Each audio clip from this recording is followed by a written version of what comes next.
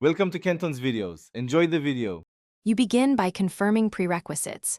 Your iPhone and Apple Watch are charged and paired, and Bluetooth is on.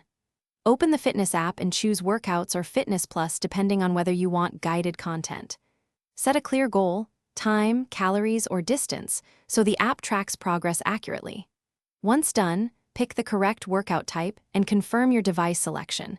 This ensures heart rate and calories sync. Make sure metrics like heart rate and cadence are enabled for precise feedback. You monitor metrics actively. Watch your rings, heart rate zones, and calorie burn so you can adapt intensity. If the workout feels easy, increase pace or add intervals directly in the app or on your watch. Conversely, reduce intensity to avoid overtraining. For Fitness Plus, choose trainer options and music preferences during the session to keep motivation high.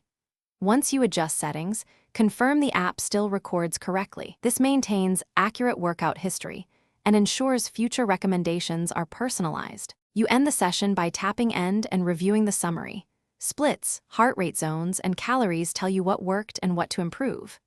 Save or discard the workout as needed, then check the Activity Rings update and Health App Sync to confirm data integrity.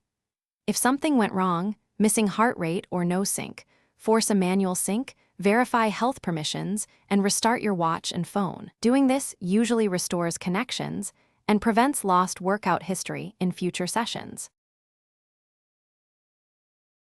Thanks for watching. Consider subscribing if we helped you.